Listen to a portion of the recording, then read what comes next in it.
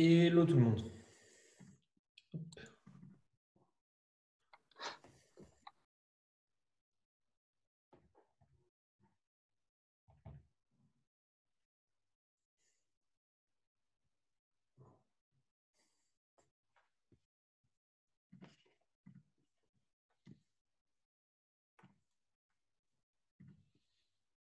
On retourne au gribouillage aujourd'hui.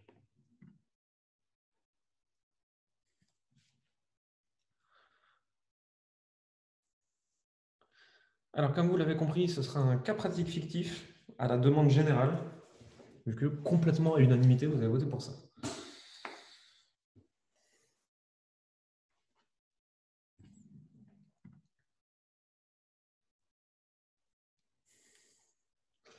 On va attendre quelques minutes que tout le monde arrive tranquillement, et ensuite on va attaquer.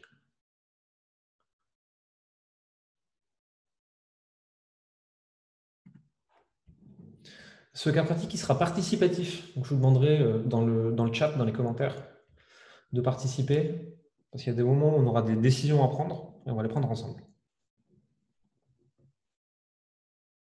C'est comme un jeu de rôle où vous devez cliquer, et en fonction d'où vous cliquez, il y a le chemin qui se débloque. Donc on va faire pareil.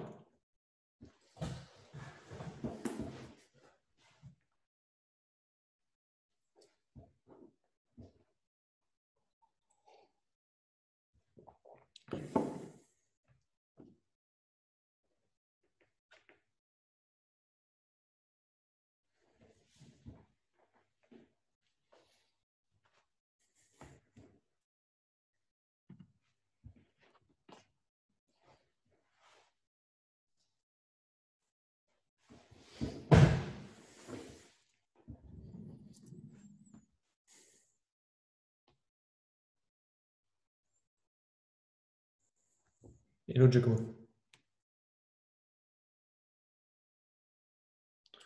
On va attendre 2-3 minutes pour les retardataires. Et ensuite, on attaque.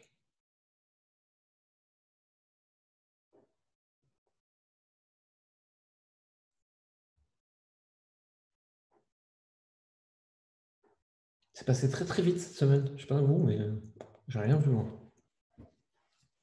C'était intense. Hein.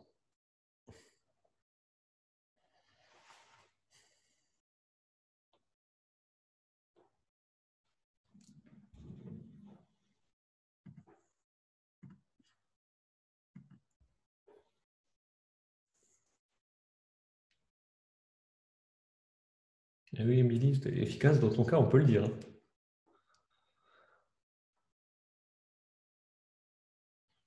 Alors, si vous commencez à rêver de business la nuit, c'est qu'il est temps de ralentir un peu. Ça m'est arrivé il y a quelques semaines, un mois, un truc comme ça, où je me réveillais la nuit et je pensais à mes pubs qui tournaient. Ça, c'est le moment où ça veut dire qu'il faut ralentir. Quoi. Si ça obsède votre inconscient, c'est qu'il faut se calmer.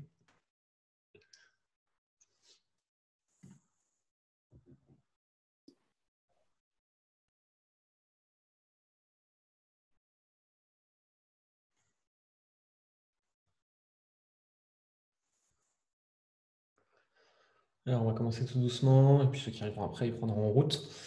Aujourd'hui, donc, on fait un cas pratique de business fictif, c'est-à-dire qu'on va inventer un profil, on va inventer un business de A à Z, et vous allez voir avec moi comment on le réfléchit, comment on le déploie, puis ça vous donnera des indications sur comment vous pouvez faire la même chose. En fait.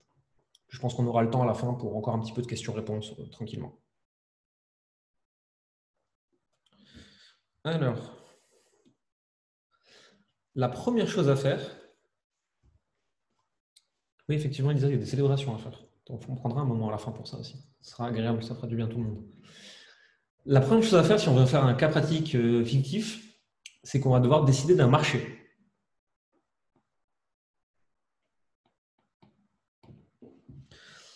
Alors, pour le choix du marché, globalement, on va avoir donc sport santé, on va avoir amour et relations,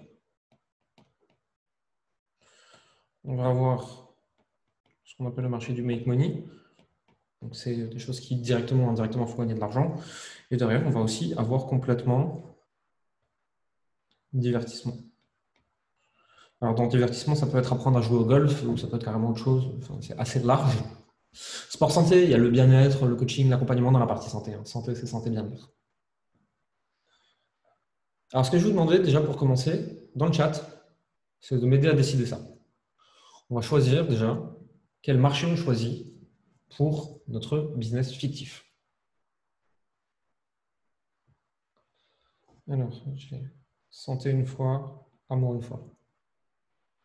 Oula, trop de messages, je vais devoir remonter. En plus, je prends un autre stylo. Alors, hop, on remonte. J'ai santé, amour, j'ai sport, santé, sport, santé.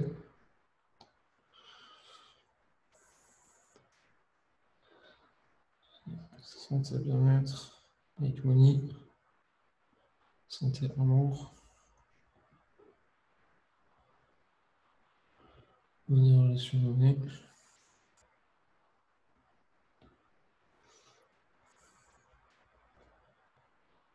Santé, sport, santé.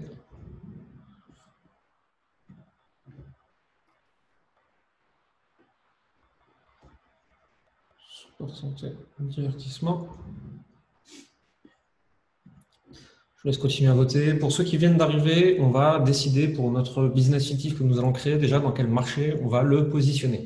Donc, vous pouvez voter dans le chat, dans la conversation, pour me dire ce que vous voulez parmi sport, santé, amour, relation, make money ou divertissement.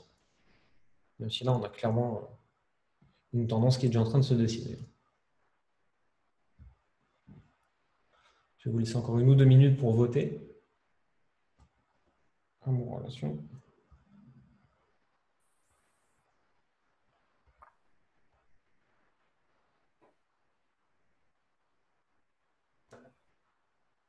Sport, santé.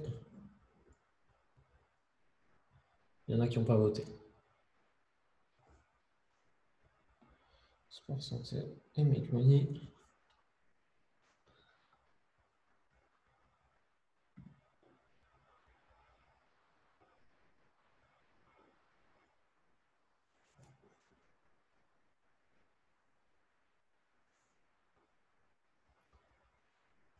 Il y a encore une petite minute et on validera un choix. Donc, à moins qu'il y en ait 5-7 qui se réveillent sur le même sujet, je pense qu'on a notre sujet du jour.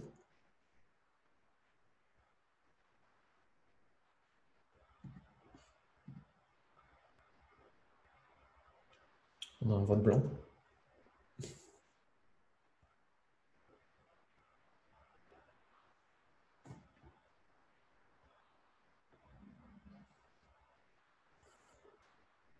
Allez, 30 secondes. Sachant que moi, tout me va. Hein. Moi, c'est vous qui décidez. Heureusement pour moi, je suis à l'aise dans tous les sujets. Puisque j'ai opéré dans un paquet, mine de rien, ces dernières années.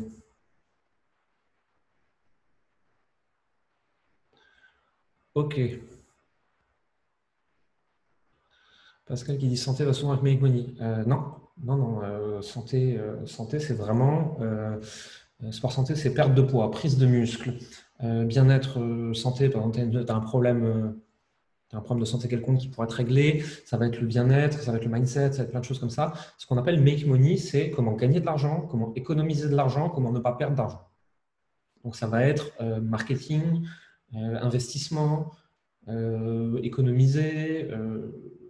C'est tout ce qui est dans le cadre de gagner de l'argent ou pas perdre d'argent. Ok, on va s'arrêter là. Et donc, notre choix de marché, au sens large, se porte sur sport et santé. Alors, dans le sport santé, on va commencer tout doucement à nicher. Donc, on a effectivement toujours sport. On a santé au sens large. Et on a bien-être. Je différencie bien-être et santé parce que santé, ça peut être problème d'intestin, problème d'estomac, ça peut être problème lié au stress et avec des symptômes physiques, ça peut être des gens qui ont du diabète, ça peut être des maladies chroniques, ça peut être tout plein de choses comme ça. Bien-être, ça va plus être mindset, état d'esprit, des choses autour de ça. Sport, perte de poids, prise de muscle, s'améliorer dans un sport. Pareil, vous allez voter pour un des trois. Let's go.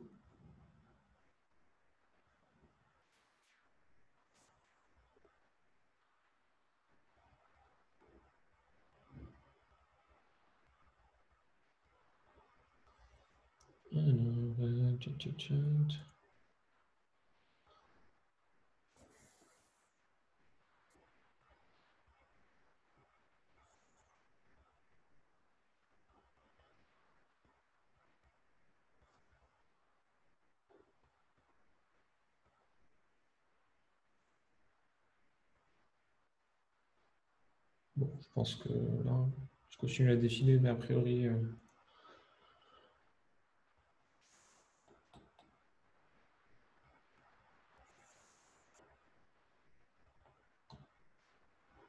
Oui, bon, c'est pas la peine que je continue. C'est bien-être qu'on choisit. OK. Donc, on est dans la niche. On est dans le marché santé bien-être. Attention à vos micros, sinon c'est le bordel. Donc, on est dans le marché santé bien-être. Et plus précisément, on est dans le bien-être.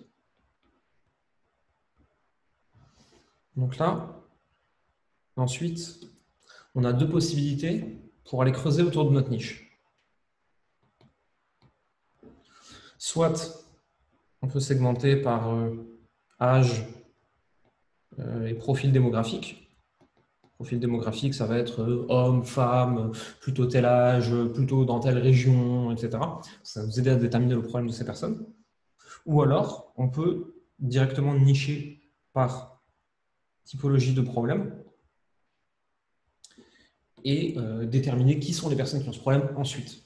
Mais dans tous les cas, il va falloir faire les deux. Alors, déjà, dites-moi, âge et profil démographique, ou est-ce qu'on part du problème? Les deux sont possibles.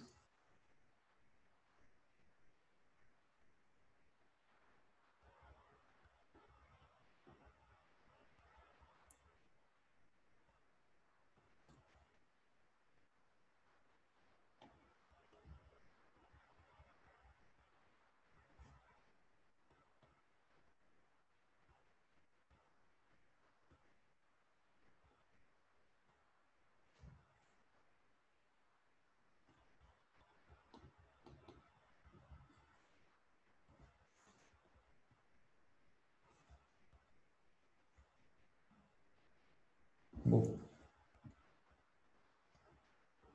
A priori, on va partir du problème de ces personnes.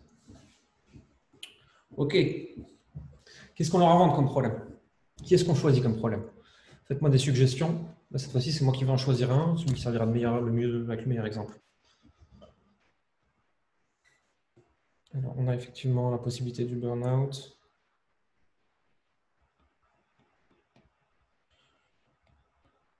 Non. Confiance en soi. Ce qui rumine, donc en gros, ça c'est overthinking.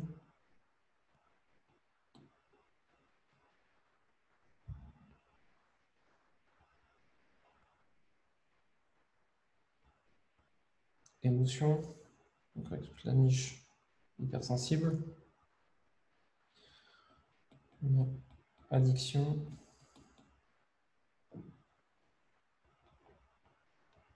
Blocage.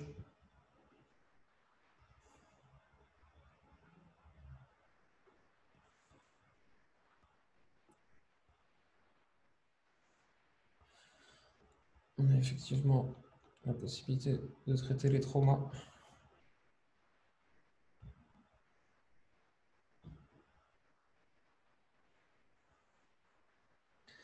On a effectivement l'affirmation de soi.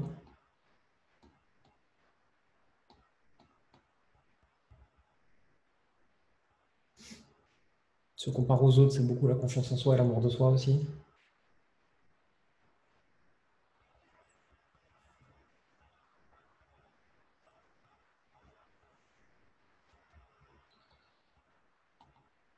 Mode de vie.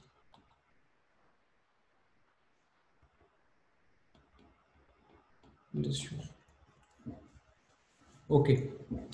Alors, qu'est-ce qu'on peut faire de tout ça? Moi qui vais choisir un truc là.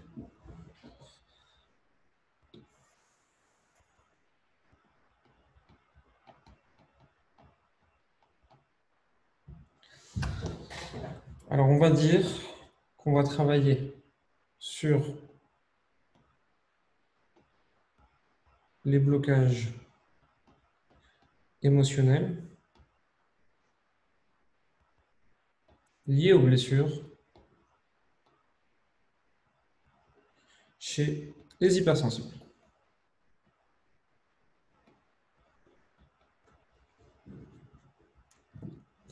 La question suivante à se poser, c'est, dans une grosse généralité, qui sont les types de populations qui sont le plus sujets à ça?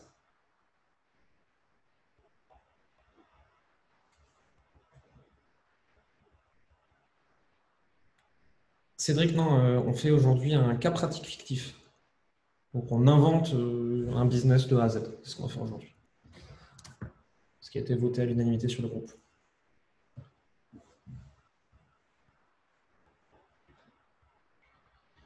Est-ce que ces personnes sont conscientes ou pas que ça vient de ça? On va le voir après. Là, pour l'instant, on utilise notre œil d'expert, notre œil de sachant, sur qui sont généralement les personnes qui ont des blocages émotionnels liés à des blessures et qui sont hypersensibles. Les types de population. Ici, on va essayer maintenant de déterminer un peu un profil démographique, dans les grandes lignes, dans un premier temps. On verra après s'ils ont de quoi ils ont conscience, quel est leur niveau de conscience du problème ou les chercher compagnie. Donc dites-moi, selon vous, quel est le profil démographique de ces personnes? Profil démographique, c'est ce qu'on avait précédemment. Dans la partie marketing, je vous ai expliqué ça de mémoire. Donc, est-ce que c'est plutôt des hommes, plutôt des femmes, plutôt des jeunes, plutôt des vieux? Est-ce que c'est plutôt des gens qui sont en campagne, plutôt des gens qui sont urbains, plutôt des gens qui sont partis à l'étranger? Quel est le profil démographique, d'après vous, de ces personnes? Plutôt des femmes. Oui, je suis d'accord. Alors, en fait, plus que ça, c'est plutôt en fait une dominante d'énergie féminine. Parce qu'il y aura aussi des hommes, mais moins, effectivement.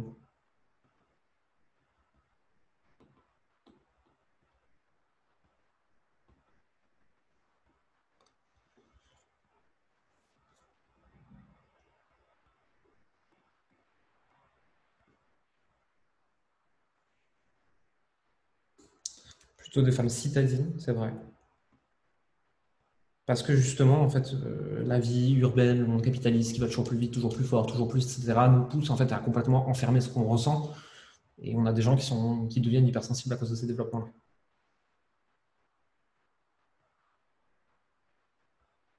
Entre 30 et 60 ans, ça me paraît pas mal. On va même aller plus précisément que ça. On va aller sur 35-55 ans.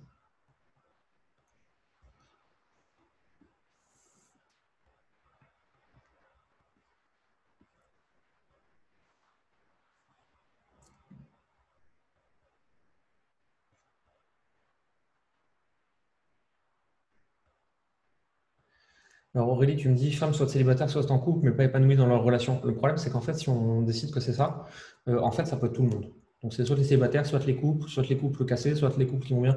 C'est trop large, en fait. Tu ne peux pas cibler à partir de ça.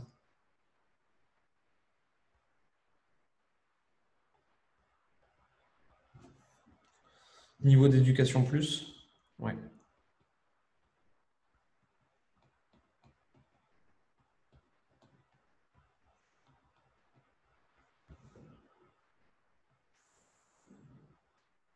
Alors en inactivité, pas forcément. On va effectivement, comme ça a été dit par plusieurs personnes dans le chat, on va avoir beaucoup de professions du care ici. Alors, ce que j'appelle les professions du care, c'est les professions de l'aide à la personne et de l'accompagnement. Donc, ça va être aussi bien dans le corporate, le traditionnel, le médical, hein, donc les personnes qui sont infirmières, les personnes qui sont médecins, des personnes qui sont assistantes dans des métiers de santé, des gens qui travaillent avec les enfants, mais aussi des coachs, des thérapeutes et toutes les professions d'accompagnement.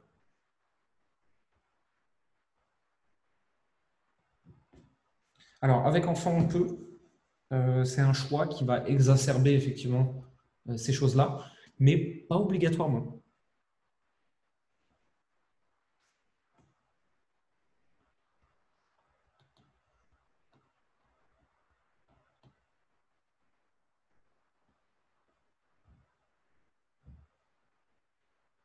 Je pense qu'on est déjà pas mal là-dessus. Maintenant, on va commencer à se poser la question de ces personnes-là, qu'est-ce qu'elles vivent exactement? Quels sont leurs problèmes? Quel est le niveau de conscience? Qu'est-ce qu'elles expriment? Etc.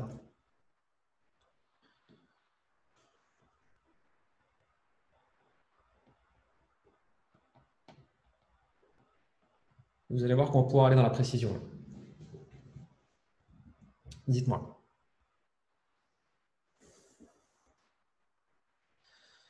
Alors, elles surréagissent à des stimuli, puis s'envolent. Ouais. Ça, clairement, les hypersensibles qui ont pas réglé leurs blessures et qui sont bloqués, c'est clairement le cas. Charge mentale, oui, beaucoup.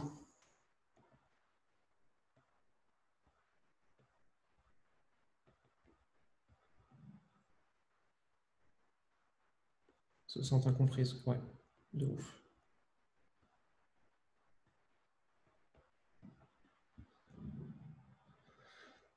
Ils veulent sauver le monde, oui. Alors plus que ça, elles pensent qu'elles en ont la responsabilité.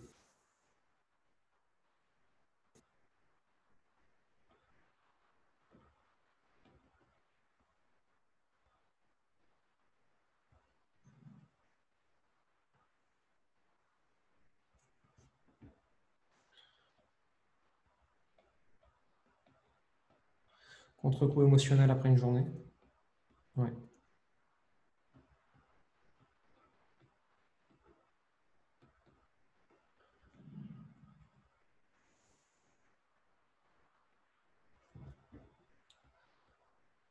Stress, oui, bien sûr, parce qu'elles sont sursollicitées.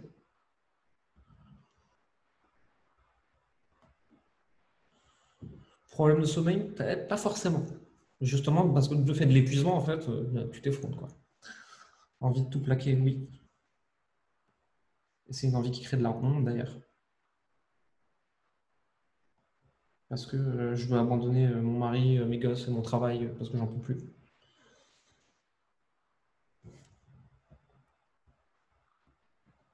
Suranalyse.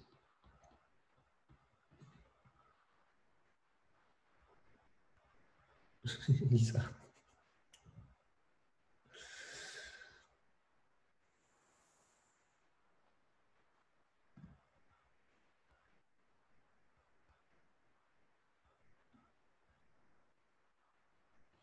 Fluctuation du niveau d'énergie, ouais.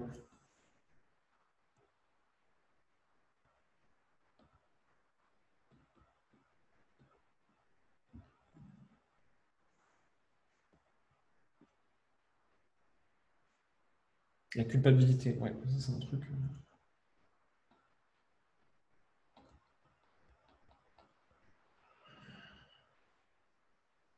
Bon, on est pas mal.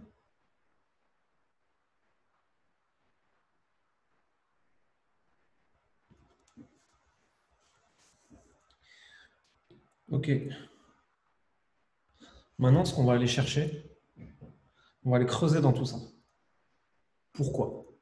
Là, vous allez voir qu'on va commencer à rentrer dans un truc casse-couille de la cible et de la précision de la cible. Ceux qui travaillent avec moi dans le groupe, ils savent. Ça, c'est ce que n'importe qui sait sur votre marché. Tout le monde est capable d'observer les gens en train de péter un plomb en face, qui sont en miroir de nous-mêmes parce qu'on fait exactement la même chose, etc.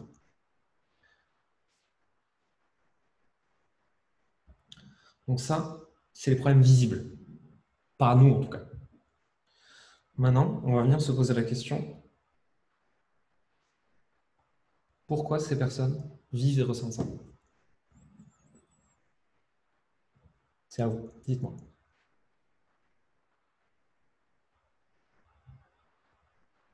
Blessure de rejet, ouais.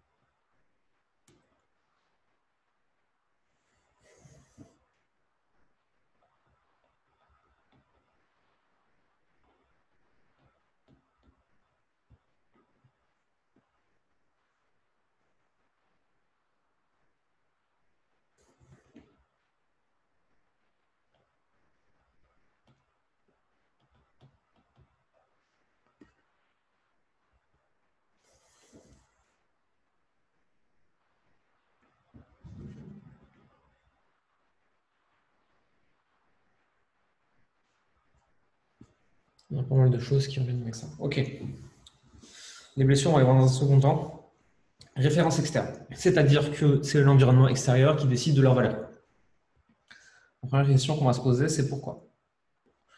Pourquoi est-ce que ces personnes-là, parce que ces femmes-là, pensent que c'est l'extérieur qui doit leur donner leur valeur? Manque de confiance, c'est trop général. C'est trop facile, c'est un fourre-tout, manque de confiance en soi. Manque d'estime de soi, oui.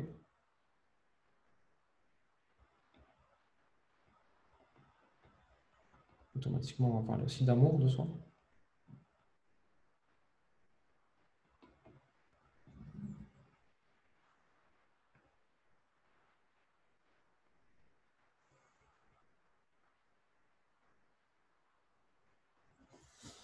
L'enfance, bien sûr.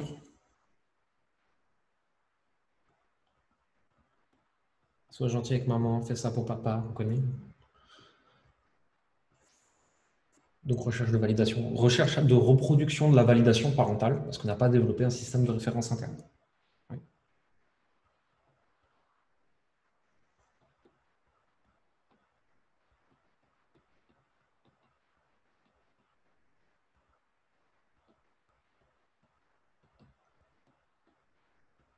Et concrètement, c'est des personnes qui vont faire un transfert sur absolument tout le monde qui se ressemble de près ou de loin à leurs parents, ou à une vague figure d'autorité.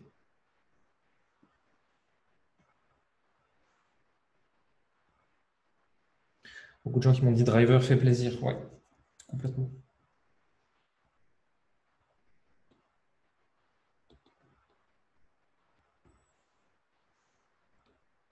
Ça, typiquement, c'est les faux gentils.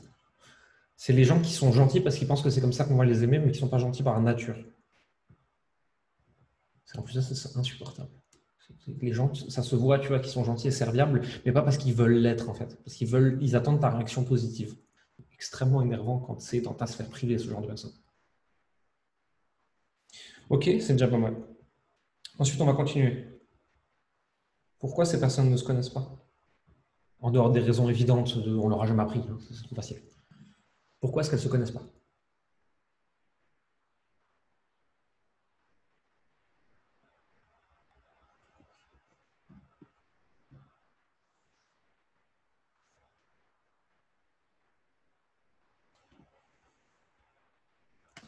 Ouais, vous avez dit un truc très juste que ça va beaucoup avoir dit. Pas envie de se confronter à son ombre.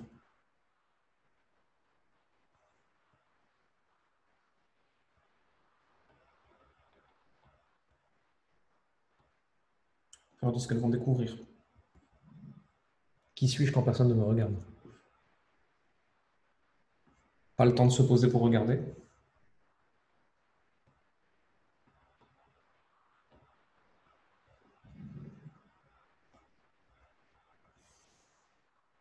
Le déni de soi, de sa pardon, tout simplement. Je n'existe qu'au profit de l'autre.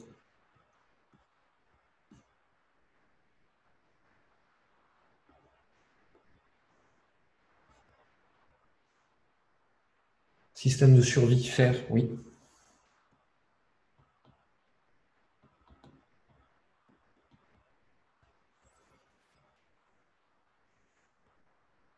Elles ne se connaissent pas parce qu'on ne leur a pas laissé l'occasion d'être pleinement elles-mêmes. Oui. Ok. Je pense qu'on peut dire à peu près avec certitude que si on va creuser dans perfectionniste, c'est exactement pour les mêmes raisons, et que la part de doute aussi. Maintenant, on va aller regarder du côté des blessures. Qu'est-ce qui s'est passé dans l'enfance qui a créé ces blessures, qui a créé ces choses-là en conséquence? Elles ont vécu quoi, ces personnes, comme schéma parental et comme phrase qu'elles ont entendues dans l'enfance? Inceste, là, on est déjà sur des choses lourdes qui créent ça en conséquence aussi, mais on n'a pas besoin d'aller sur des traumas aussi lourds au niveau de ce que la société admet comme étant grave ou pas grave. Ici, ce n'est pas l'idée de juger, mais on n'a pas besoin d'aller aussi loin que ça, en fait.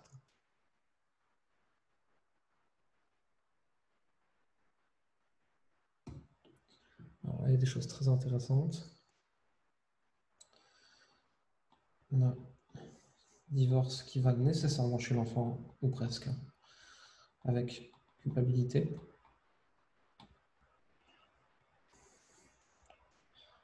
On a le rejet d'un des parents.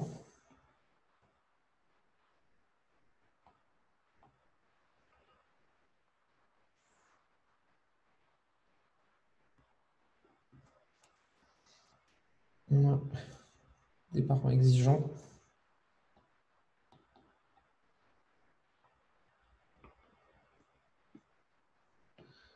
Qui sont très critiques.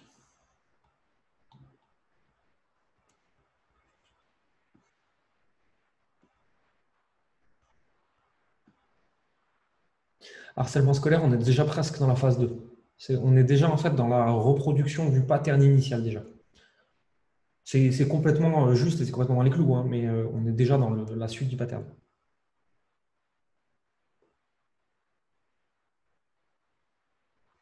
Amour conditionné.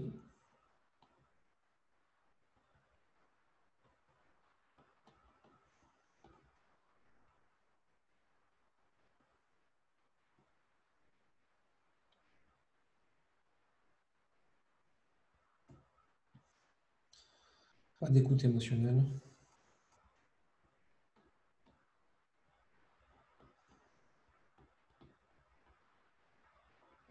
Ok, on est déjà pas mal là. Parce que vous voyez le niveau de précision qu'on a déjà sur ces personnes.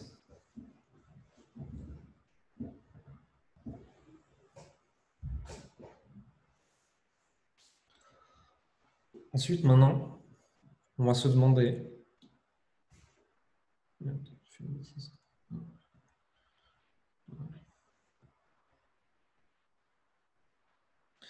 On va se demander concrètement, vraiment dans le concret,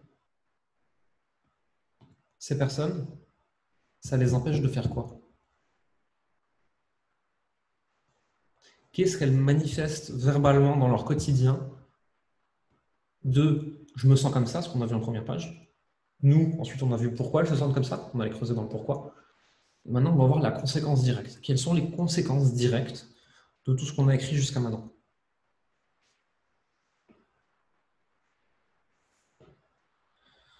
On a effectivement difficulté à communiquer. Et donc, par extension, à tisser des relations profondes, solides, stables, où tu te sens compris.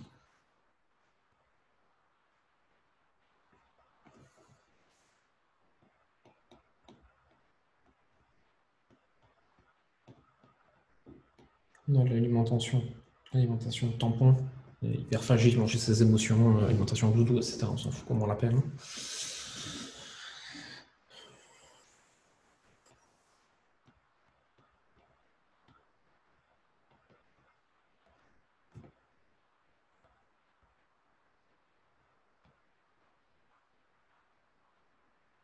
Donc, l'insatisfaction, on a je ne me sens pas pleinement vivre.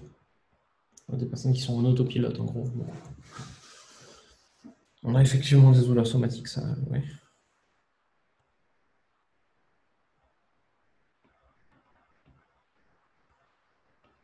Souvent le ventre.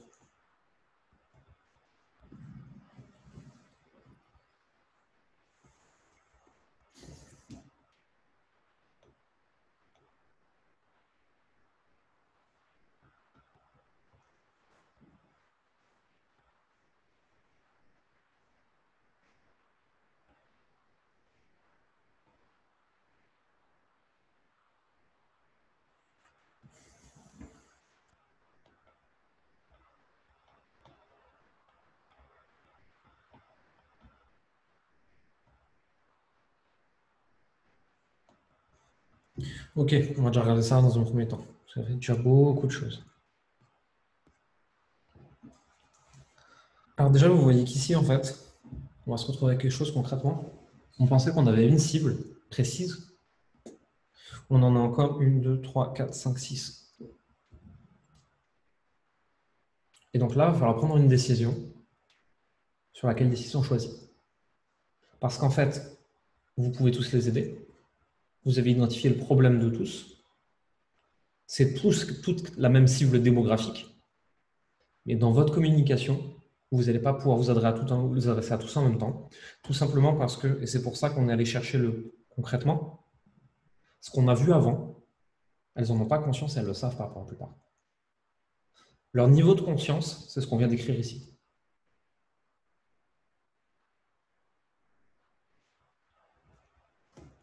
Donc on va devoir choisir, on va les numéroter.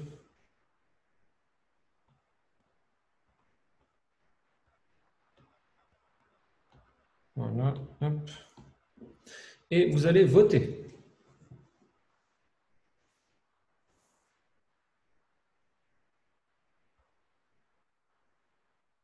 Mon 5 et mon 6 se ressemblent. C'est une catastrophe, c'est de pire en pire.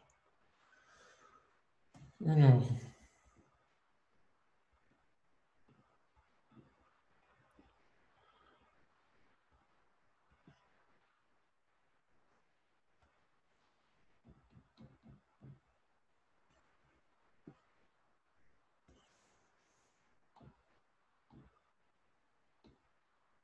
Oui, bon, je pense qu'on va aller faire du 3 là.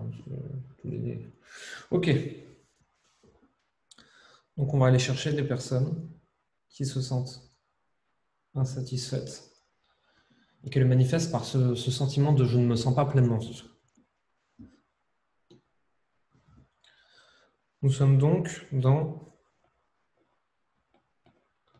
santé, bien-être, plus précisément dans le bien-être, sur des femmes de 35 à 55 ans, CSP plus citadine.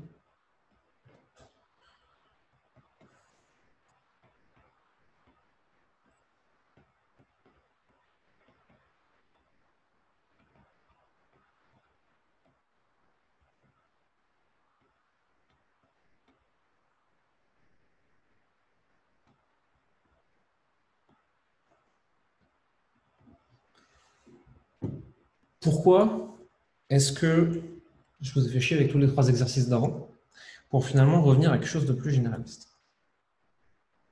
Parce que ça, c'est leur niveau de conscience à elles. Si vous ne vous adressez pas directement à ça, vous ne les touchez pas. Ça doit être dans le titre de vos offres, ça doit être dans le titre de vos posts, ça doit être partout en première ligne. C'est ça qui attire leur attention, c'est ce qu'elles se disent. Maintenant, si vous restez à ce niveau-là, si vous survolez, vous n'allez pas les toucher en plein cœur. Donc en fait, quand on va faire du contenu, on va évidemment se servir de leur niveau de conscience, mais on va aussi creuser beaucoup plus avec ce qu'on a vu avant, à savoir tout ça, tous les problèmes qu'elles ressentent, qu'on va pouvoir citer régulièrement.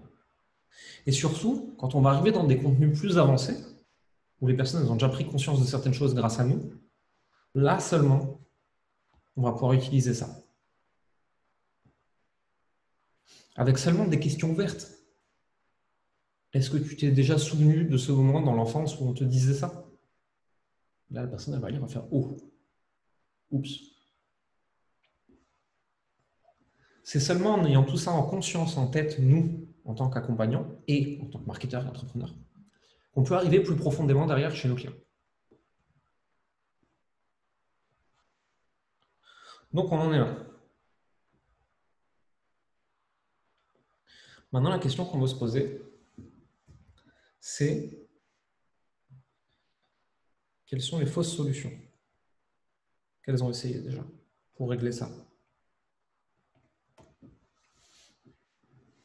Alors, la première qui est évidente, c'est elles sont allées voir un psy, elles ont fait 2 séances et elles ont dit « ça ne marche pas pour moi ».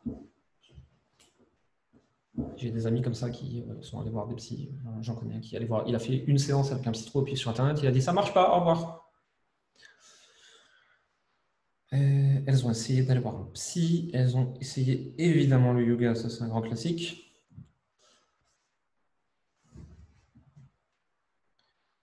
Elles ont essayé avec des livres.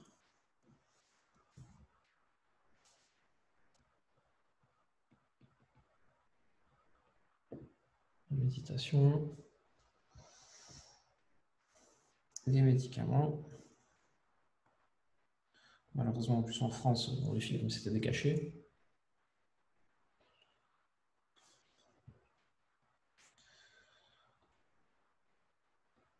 Je mets médecine douce, c'est pas du tout pour le décrédibiliser, d'autant que je crois beaucoup plus à ce qu'on appelle les médecines douces qu'à d'autres formes de médecine la plupart du temps.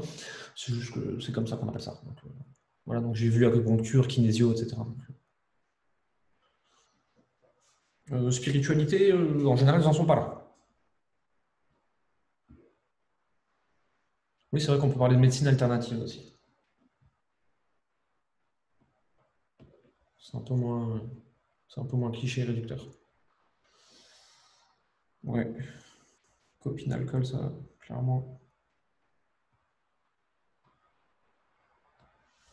Ok, on est déjà pas mal. Maintenant, ce qu'on va se demander, c'est pourquoi ça marche pas. On veut des raisons évidentes. Évidentes pour elles. C'est-à-dire qu'on va leur dire, t'as essayé ça, ça, ça, ça, ça et ça n'a pas marché, voici pourquoi. On veut pas votre truc de sachant qui a creusé profondément comme on l'a fait 3 slides en avant. Hein. On veut les raisons évidentes.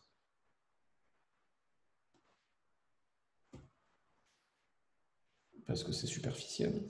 Oui.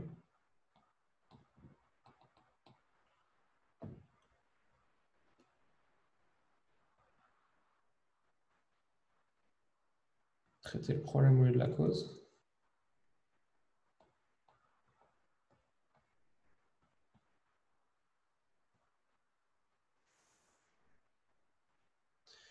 Ça, j'aime bien. C'est pas précis à leur cas. Vous avez plusieurs regardé ça.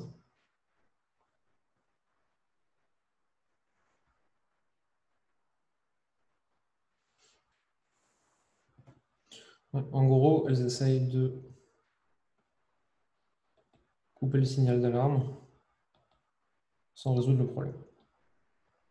Grand classique de l'être humain. Ça.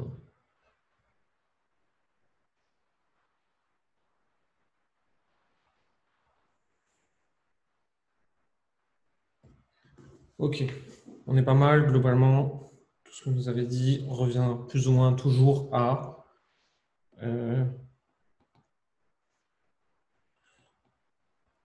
l'émotion. C'est le signal d'un problème, un problème entre guillemets. Et elles essaient juste de couper le son de l'alarme.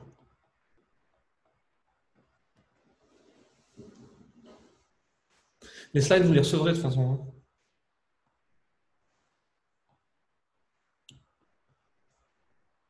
Je vais vous les envoyer comme d'habitude, de toute façon. D'ailleurs, on va juste enregistrer ça.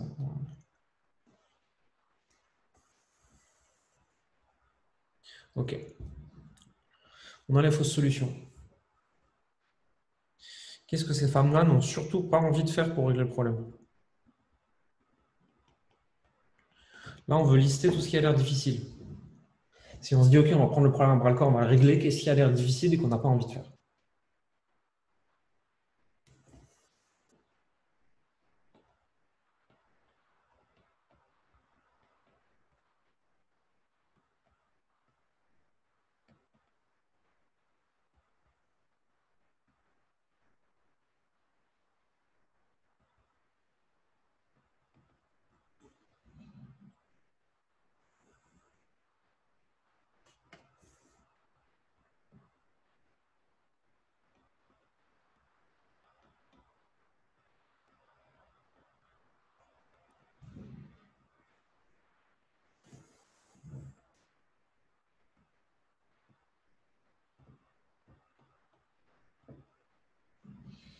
Là, on est pas mal.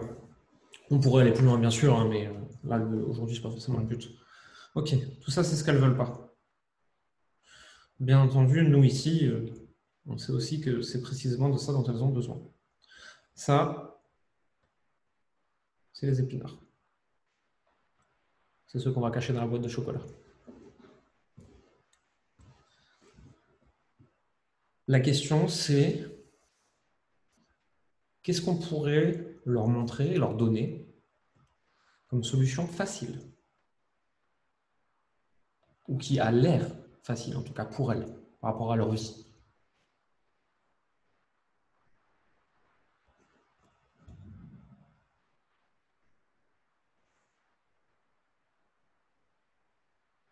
Cédric, pourquoi les épinards? Parce que c'est ce qu'elles ne veulent pas faire, mais qui est bon pour elles.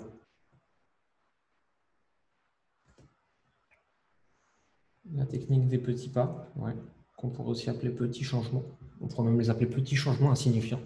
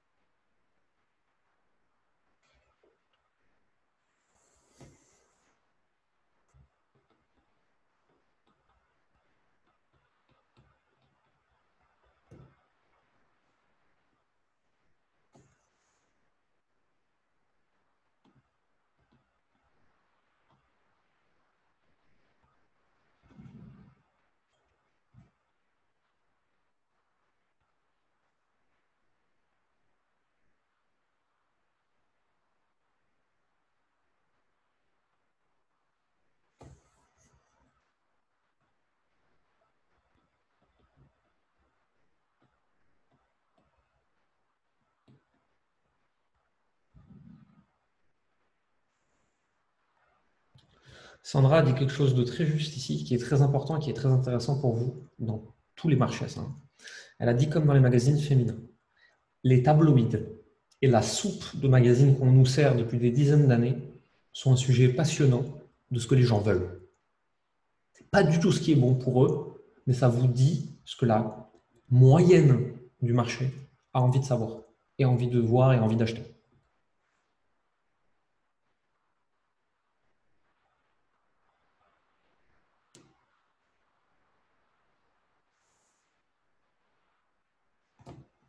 On pourrait passer aussi sur comment se mettre dans un mood d'été. Tu vois, dans les clichés. Faire ça en douceur. Ok. On a pas mal de choses là. On a les petits pas et les petits changements qu'on pourrait appeler des petits changements insignifiants pour vraiment rendre ça plus cool. Être guidé, être soutenu, se reconnecter à sa vision et à son rêve. Des outils de gestion émotionnelle, passer un mood d'été, faire ça en douceur, etc. Ok.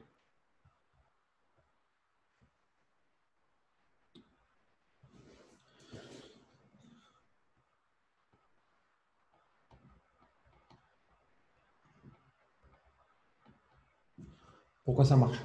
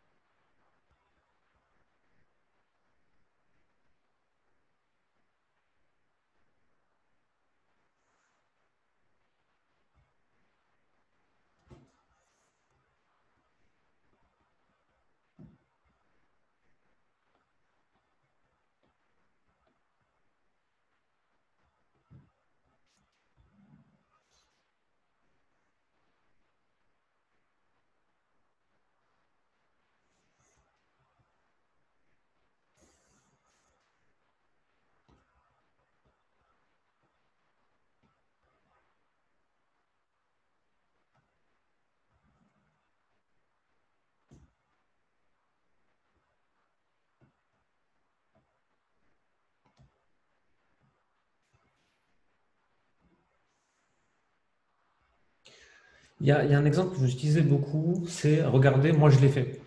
Et elles ne vous connaissent pas, elles s'en foutent. Ce qu'on veut, c'est soit une multitude de témoignages d'inconnus qui prouvent que ça marche, soit un cheminement logique qui fait se dire ah mais oui c'est vrai, ça peut que marcher.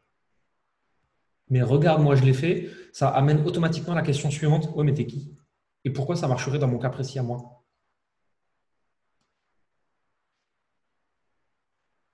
Exactement comme de la même façon que je dis regardez comment moi j'ai fait 100 000, la première réponse que j'ai systématiquement en face c'est oui mais moi je ne suis pas dans le make money.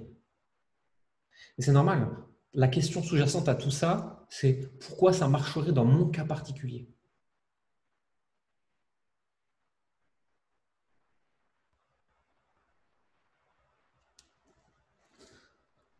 On va continuer à partir de ça. Et on va essayer maintenant de créer une offre à partir de tout ça.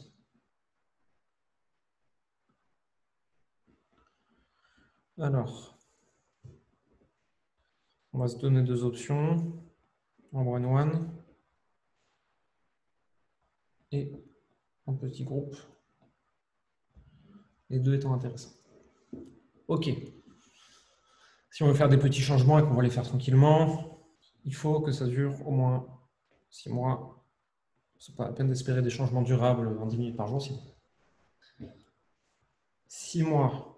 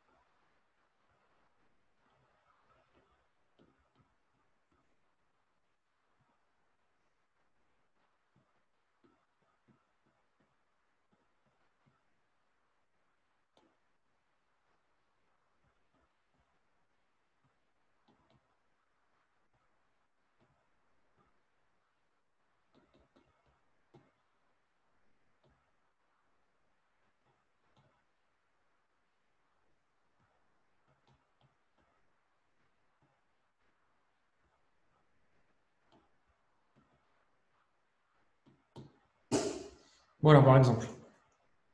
6 mois pour sortir de l'insatisfaction de ta vie, dire adieu à la charge mentale et reconnecter la personne que tu rêvais d'être, sans y passer 2 heures par jour, sans devoir abandonner ta famille, même si tu ne veux pas ressasser le passé.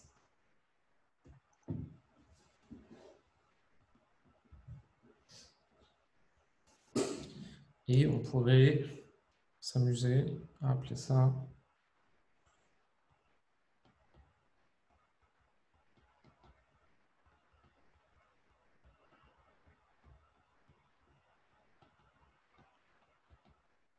de la boule de neige.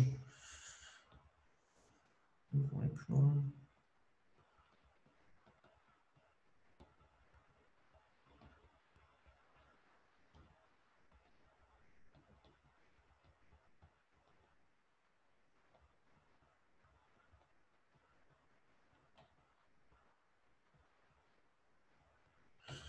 Alors forcément, c'est plus facile quand c'est moi qui le fais, parce que moi j'ai l'habitude de le faire, que j'en ai fait des dizaines et des dizaines de ça. Hein. Mais là, ici, on a tout ce qu'on a vu ensemble jusqu'à maintenant. On a une promesse qui est basée sur notre connaissance client, qu'on allait chercher tous ensemble. Et contrairement à quand on le fait seul, quand on le fait à 10, il y a quand même un peu plus de matière. Aurélie, on verra après pour le cas de est-ce que ça va se faire ou aux énergies, mais c'est parce que c'est un faux problème en fait. Parce que globalement, il y aura 10% d'hommes. Donc tu peux t'adresser que aux femmes, et si tu as un jour un homme qui vient te parler, tu lui dis oui, d'accord. On a un truc qui fait que ça a l'air d'être facile et agréable. On a un nom rigolo. On a une promesse qui claque un peu. Ça pourrait être complètement autre chose, ça pourrait être ça. C'est pas la meilleure promesse qu'on puisse faire à partir de ce qu'on a vu, mais on a déjà un truc qui est pas mal. Avec ça, on peut partir en testing sur le terrain. C'est assez bien pour aller tester nos hypothèses. Donc maintenant, ce qu'on va se demander, c'est elles sont où?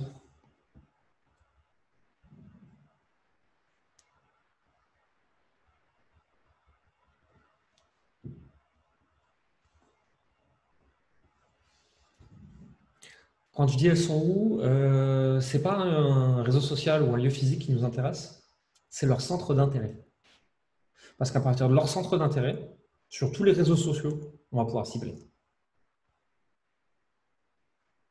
Donc on a vu avant qu'elle s'adresse au yoga, bien évidemment.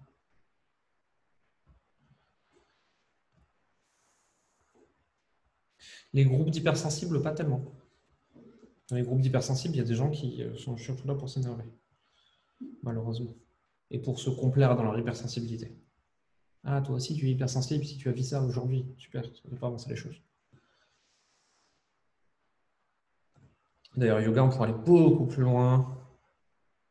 C'est des gens en général qui commencent par du vinyasa et qui finissent sur du kundalini ou du nidra. Magazine psycho, ouais.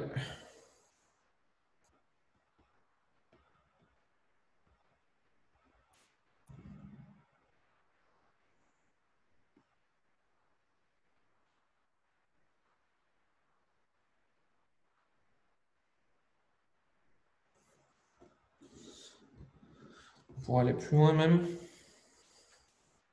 c'est des gens qui vont suivre sur les réseaux sociaux probablement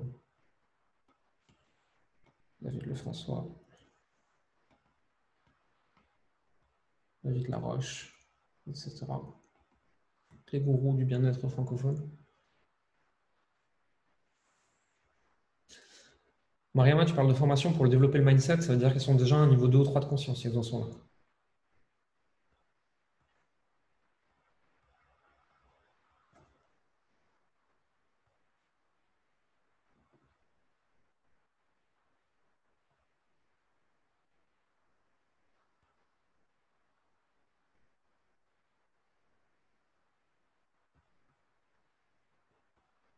Ah, autant vous dire que là, dans l'audience, sur tous les réseaux sociaux de Gwyneth Paltrow, on est à donf. Même si Gwyneth Paltrow, elle est un peu extrême dans ces trucs. Mais clairement, des stars connues qui sont réputées pour être pro-bien-être, tout ce qui touche au spa aussi, oui. Spa, massage.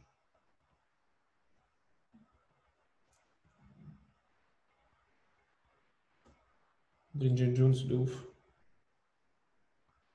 Alors après, il faut faire attention à l'âge.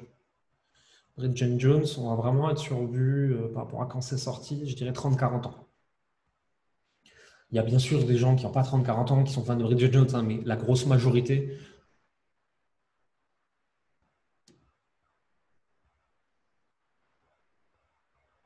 Alors, marche nordique, je pense que c'est une minorité. Par contre, running, ouais, clairement.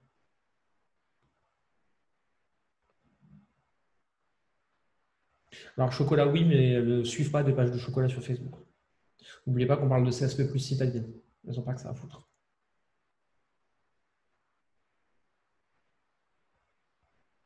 Pilates, de ouf.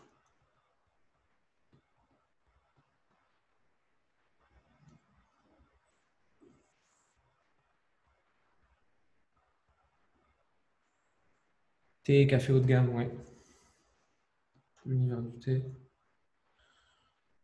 Et de la détox aussi. Des personnes qui ne savent pas qu'elles ont un foie qui fait ça très bien. Je vois une vidéo très intéressante là-dessus. Des personnes qui disent que vous n'avez pas besoin de détoxifier votre organisme, votre foie sert à ça.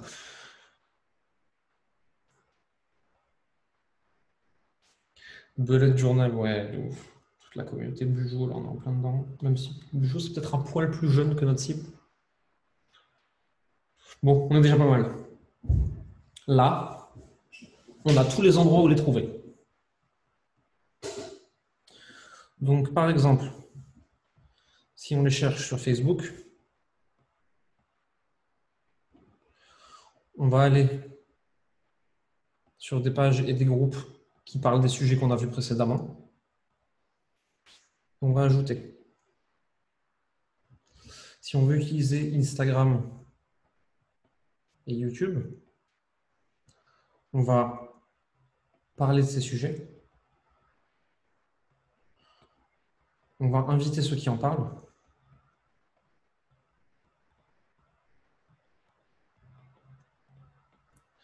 On va montrer un lifestyle qui est en rapport avec ça. Et on va connecter avec notre sujet. Et enfin, si on voulait faire de la pub, ce qu'on a vu précédemment nous donne des critères de ciblage par intérêt.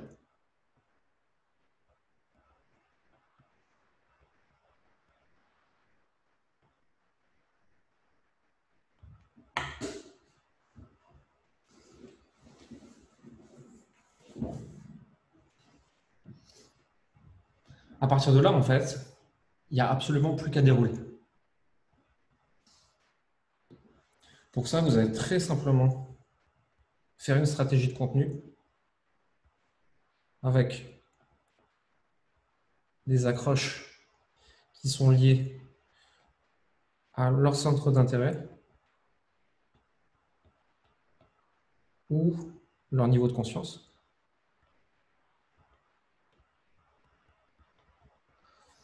Avec un développement qui parle de ce qu'elles vivent, pourquoi, comment, etc. Et selon si vous êtes en phase de découverte, de nurturing, etc., vous rentrez plus ou moins profondément dans le pourquoi elles ressentent ça. Et derrière, vous aurez donc un appel à l'action qui va être soit un point de contact avec vous, typiquement une newsletter, une page Facebook, peu importe, qui va être soit, s'ils sont déjà en contact avec vous, plus de contenu, ou s'ils ont déjà consommé beaucoup de votre contenu, le CTA, ça va être votre offre, ou un moyen de vous contacter pour parler de votre offre. Et là, on a créé et développé un business de A à Z et que vous n'avez plus qu'à déployer.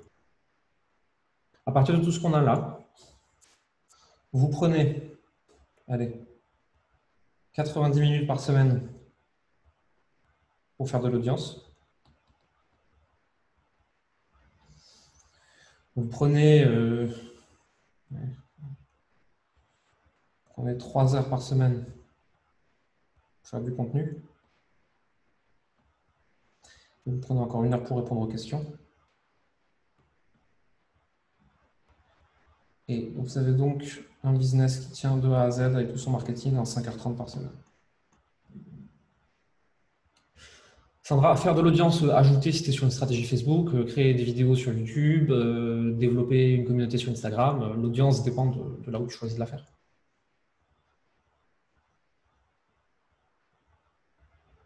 Faire de l'audience, c'est construire une audience sur le réseau social que vous avez choisi. Après, il y a des moyens de le faire plus détaillés, etc. Je ne vais pas rentrer dans les détails ici. Mais... Le dernier point, 1 heure, c'est répondre aux questions. C'est des gens qui vont vous contacter, des questions sur les commentaires, etc. La différence entre l'audience et le contenu. Faire de l'audience, c'est qu'il y a du contenu de découverte. Faire du contenu, c'est du contenu en général. Vous ne faites pas le même contenu si vous êtes là pour créer de l'audience ou si vous êtes là pour entrer en contact avec votre audience. En combien de temps ça doit choper? C'est très aléatoire, c'est très difficile à dire. Je vais te répondre ce que j'ai répondu à une personne qui m'a posé la question sur Instagram hier. Que je te dise 3 semaines, 3 mois ou 3 ans, ce serait un mensonge. Ça dépend de beaucoup de variables que avec mes clients j'ai, et encore, mais malheureusement même pas à chaque fois, il y a même la variable chance, et ça là j'ai aucune maîtrise dessus. En moyenne, si au bout de 3 bons mois sur cette stratégie, en laissant tout tel quel, il ne s'est rien passé, c'est qu'il faut changer des variables. Mais de toute façon, ne rien tester de moins de 3 mois, ce n'est pas la peine. Tu n'as pas assez de données pour savoir si c'était une bonne idée ou pas en moins de 3 mois. En général, on fonctionne avec des sprints de 90 jours pour tester des idées. Si tu fais déjà 90 jours la même chose et que tu as 0 résultat, c'est déjà qu'il y a un truc qui déconne et qu'il faut le changer.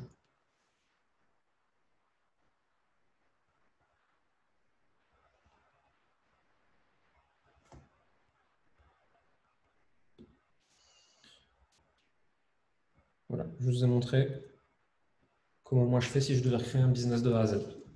Je ferais comme ça. Et derrière, je focuserai très très vite sur une offre haut de gamme et sur de l'audience. J'avais dit que je parlerais rapidement de l'offre, ça je voulais en parler. Pourquoi je veux absolument que vous commenciez par une offre one-one, une offre de petit groupe, une offre qui vaut cher? Tout simplement. Vous êtes une entreprise. Votre entreprise, elle a besoin de deux choses. Elle a besoin de croître en taille d'audience, en taille de portée, peut-être en équipe, etc., peu importe. Et elle a besoin de vous financer, cette entreprise. On parle ici de votre salaire. Pour ces deux choses-là, il y a un seul truc, c'est qu'il faut une injection massive de cash flow dans votre entreprise. Donc, il faut réussir à générer assez d'argent assez vite pour pouvoir réinvestir en croissance et vous payer convenablement. Pour ça, au début, on fait une grosse offre sexy qui va vous prendre du temps à dérouler, mais qui rapporte.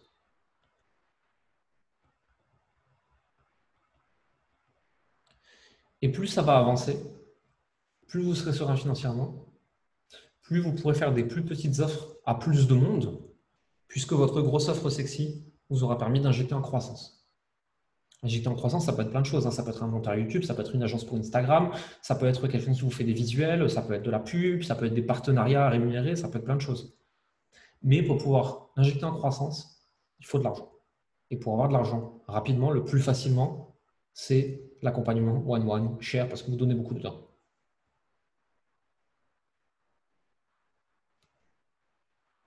Tout simplement parce que plus il y a de vous dedans, et plus il y a d'efforts de votre part, plus c'est facile à vendre, et plus ça se vend cher. Moins il y a de vous dedans, plus pour vous c'est facile à délivrer, moins c'est facile à vendre. Un ordre de prix, je dirais grand minimum entre 2 et 5K. Et si vous arrivez à trouver un moyen de faire une offre plutôt à 6, 8, 10K, c'est encore beaucoup mieux. Quitte à la rallonger un peu sur la durée. Hein. Ouais, aux alentours de 3000, c'est un bon début. Après, je sais qu'il y a plein de gens qui commencent en 1000, 1500, 2000. Hein, et pour commencer, c'est pas du tout un problème, c'est pas grave. Hein. Ça vous fait déjà vendre et gagner un peu d'argent. Mais à un moment, pour notre cas pratique, 6 mois d'accompagnement, c'est un minimum. Oui, parce que dans notre cas pratique précis, vu les problèmes des femmes qu'on a ciblées, tu ne les résous pas en 3 mois. Et le but, c'est quand même de résoudre leurs problèmes. C'est pour ça qu'elles payent. Pour le prix, sur des CSP+, sur ce type d'accompagnement, sur notre cas pratique, je l'aurais mis au moins à 5K.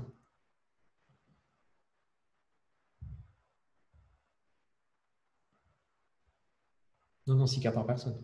5-6K par personne. 1500 par personne pour un groupe, c'est pas assez. 2-3 000 pour un groupe. Ah, pour quel service? Après, c'est à vous de le décider en fait. En fait, ce qu'on met dans l'offre ne dépend pas de si on est de bonne humeur ou pas. Qu'est-ce que je dois mettre dans cette offre pour que la personne ait le plus de chances possible d'atteindre la promesse? Comment je peux faire pour mettre le maximum de moyens dans cette offre pour qu'elle puisse atteindre sa promesse? Oui, Sophie. Enfin, tu peux faire des offres moins chères pour débuter, pour t'échauffer, mais il y a un moment, à moins que tu veuilles travailler toute ta vie avec 4 clients de coaching par jour, 5 à 6 jours sur 7, il y a un moment, il faut que tu vives. Hein. Et moi, pour coacher aussi, pour connaître des coachs qui sont dans cette situation où ils sont obligés d'avoir 4 clients par jour, tu n'as pas le temps de travailler sur ta croissance, tu n'as pas le temps de travailler sur ton marketing, tu n'as pas le temps de passer du temps avec ta famille. De toute façon, le soir, quand il est 20h, tu as le cerveau flingué. Parce que quand tu as du vrai coaching intensif, 1 à 2 heures par client, si tu en as 4 dans la journée, tu es un légume à la fin de la journée. C'est kiffant, hein, c'est trop cool. Mais je connais personne qui sort d'une journée complète de coaching one-one et qui me dit « Ah, ça m'a trop énergisé !» Non, t'es rétable. Aurélie, il n'y a pas de bonne réponse en fait.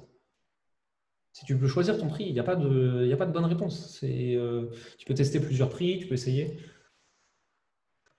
5 000 € par personne sur 6 mois pour un accompagnement intensif, ouais, ça me paraît pas mal. Ouais. Pour débuter en tout cas. Oui, Nicole, c'est pour ça qu'il faut que tu augmentes tes prix. Mais ça, tu vas le faire petit à petit. Après, il y a aussi un truc qui est cool, hein, c'est que vos prix, vous pouvez les augmenter petit à petit. Vous pouvez, moi c'est ce que j'ai fait là l'année dernière. tous les 2 clients, je faisais x2 de mes prix sur mes accompagnements one-one. Qu'est-ce que j'appelle un accompagnement intensif? J'appelle rien, ça dépend encore une fois de vous et du client. Pour le coup, moi, je ne suis pas coach ni thérapeute de profession, je fais du marketing. Donc, je ne peux pas vous dire comment bien accompagner votre client pour qu'il ait des résultats. Ça, il faut aller voir des écoles de coaching, des écoles de thérapeutes et des choses comme ça. Moi, j'estime que c'est bien quand vous avez mis les moyens nécessaires pour que votre client ait des résultats. Je ne sais pas ce que ça veut dire dans votre situation précise. Je ne peux pas vous faire un cours de déontologie du coaching ou de la thérapie, je ne connais rien. Moi, sur le coaching business, c'est très particulier. Moi, sur du coaching business, c'est intensif quand on se parle une fois par semaine. Parce qu'il faut que la personne ait le temps d'implémenter. Je ne sais pas dans votre cas précis s'il faut plus, s'il faut moins, c'est à vous de le décider. Nombre d'heures en one-one par semaine ou par mois conseillé par client. Non, justement pas. Surtout pas. Si tu fais ça, tu vends ton temps. Tu vends un résultat, enfin, du moins les moyens pour obtenir ce résultat. Et moi j'ai un truc que je fais avec mes clients, c'est je leur dis qu'on se parle quand c'est nécessaire. Voilà. Donc j'ai des clients, je leur parle pas pendant 3 semaines, j'en ai des fois, ils ont besoin de moi, je vais leur parler 2 fois par semaine, etc. Mais je ne vends pas un nombre d'heures, ni un nombre de séances. Quand on vend un nombre de séances, on est payé à la séance. Hein. C'est pas parce qu'on les a packagés qu'on n'est pas payé à la séance. Moi, je suis pas payé à l'heure. Hein.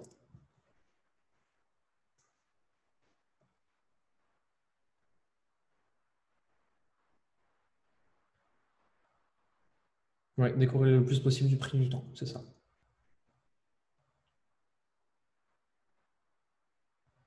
Comment tu fais pour sortir du système de séance? Bah, c'est simple en fait. Ils sont dans la situation A, tu vas les amener dans la situation B, tu leur vends le chemin.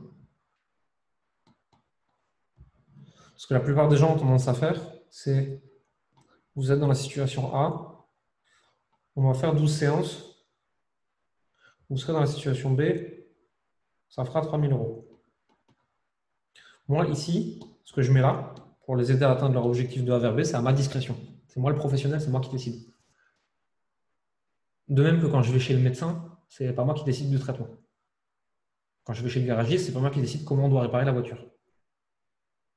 Vous êtes le professionnel. C'est vous qui avez diagnostiqué le problème en fonction de la solution désirée. C'est à vous de décider ce que vous mettez dans la solution pour y arriver.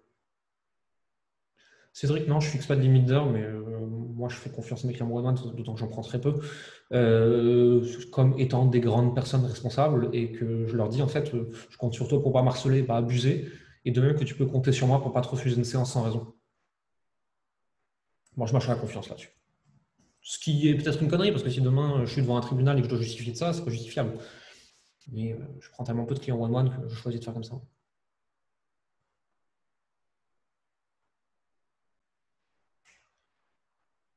Et oui, effectivement, c'est compliqué d'amener les patients et les clients de ça vers ça. Mais c'est justement en prenant le temps de leur expliquer et de les guider là-dedans. Parce qu'en fait, ce qui est terrifiant, c'est que normalement, vous avez 5 personnes motivées pour travailler avec vous, vous leur présentez ça, il y en a 4 qui disent oui. Et en fait, à un moment, vous allez changer, vous allez présenter ça, et sur 5 personnes, vous en avez une qui a dit oui, vous avez l'impression que j'ai perdu 4 clients. Ouais, mais non, vous avez gagné du temps, vous avez gagné de l'argent, vous avez gagné de l'énergie, vous avez gagné la croyance que votre nouveau modèle il marche. Et donc la fois d'après, sur les 5, il y en aura 2 qui vont dire oui, sur la fois d'après, il y en aura 3, et ainsi de suite. Et à la fin, ça vous paraîtra une évidence de vendre ça, et vous n'aurez plus jamais envie de vendre ça. Parce que simplement, dans le cas des séances, vous êtes esclave de votre temps et de votre journée. Et vous ne pouvez pas gagner plus sans travailler plus. Et travailler plus, c'est fatigant. Moi, je n'ai pas envie d'être fatigué.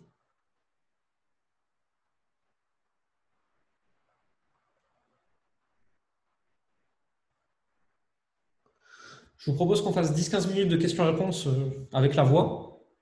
On s'arrêterait ici pour aujourd'hui, c'est déjà pas mal. Je vous laisse lever la main comme d'hab, vous savez comment ça marche.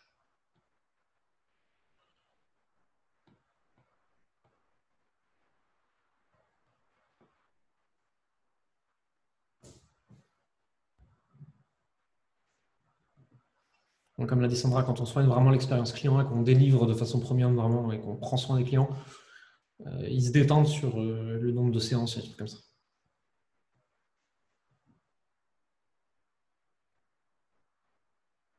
Je sais qu'il n'y a pas longtemps, j'étais pas en forme, j'ai dû décaler une séance, un groupe de clients, j'étais plus mal à l'aise qu'eux, ils s'en foutaient, ils récupèrent, on leur fera.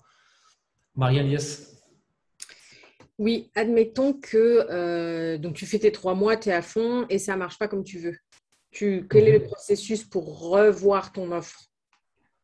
Faut essayer alors déjà, ça dépend du nombre d'informations que tu as. Est-ce que tu sais où est-ce que ça coince? Parce que par exemple, si tu as eu absolument zéro conversation, ça peut être deux choses. Ça peut être l'audience ou l'offre. A priori, si tu as vraiment zéro conversation, c'est l'audience. Ok. Ou alors tu es vraiment à côté de tes pompes, quoi. Mais a priori, non. Donc a priori, c'est la taille d'audience qu'il faut aller vérifier. Par exemple, tu vois. Si tu as eu beaucoup de conversations, mais aucune n'a abouti sur le prix, par exemple, c'est peut-être que ton prix il est mal positionné par rapport au marché aux personnes, pas assez premium ou trop ou pas assez bas, peu importe, ça peut être les deux. En fait, si tu veux, en fonction de l'analyse des 3 derniers mois, tu peux trouver ce qu'il faut modifier et ce qu'il faut aller retester. Ok. Si tu te dis, qu'est-ce qui s'est concrètement passé ces 3 derniers mois?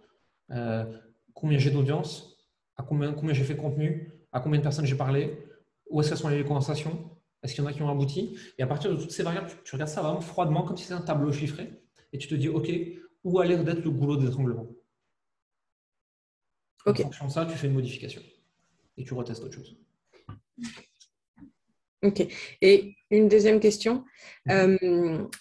Quand tu pars comme ça directement sur comme on l'a fait, là, tu commencerais par créer du contenu sans balancer ton offre ou tu créerais du contenu et en même temps, tu mets tes offres?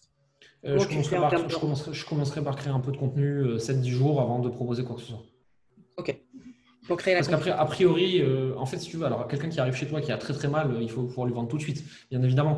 Mais a priori, tu sors de nulle part avec une nouvelle cible, un truc. Il faut que les gens te connaissent un minimum. Tu vois, il y a assez peu de chances, même si foncièrement ça pourrait arriver, que une personne te découvre de nulle part. Donc ça fait 3 jours que tu existes et la personne elle est très mal et qu'elle va se signer tout de suite. Tu vois, et ça reste une possibilité, mais a priori non. A priori, il faudra tisser une relation avec les gens et donc ça prendra un peu de temps. Ok. Merci. Je t'en prie. Annick, Oui, bonjour.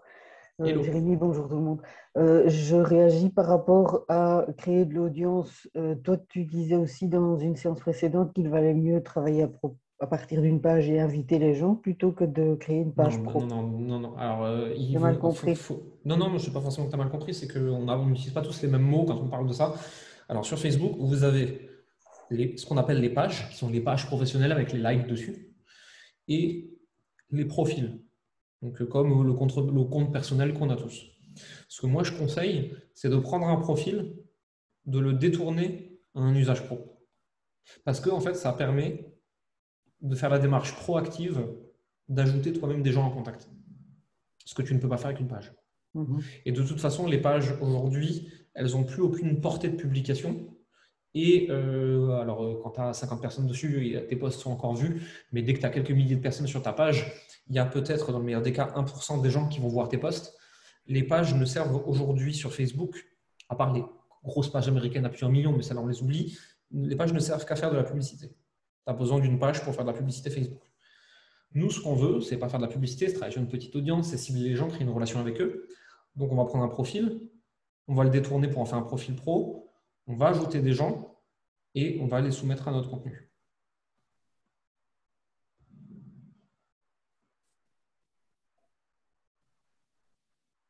Bon, et il n'y a pas de limite à ça, malgré tout. C'est-à-dire, qu'est-ce que tu Donc, entends je par vais dire, limite? s'il y a des choses que tu publies alors et je veux dire, tu as des choses privées que tu publies sur cette page-là ou bien tu as vraiment créé une page Jérémy Goldman qui n'a rien à voir avec ton Non, truc non, perso? moi, c'est mon compte perso. J'ai un autre compte qui était censé être pour la famille et les amis, je ne l'ai pas ouvert depuis un an, je crois.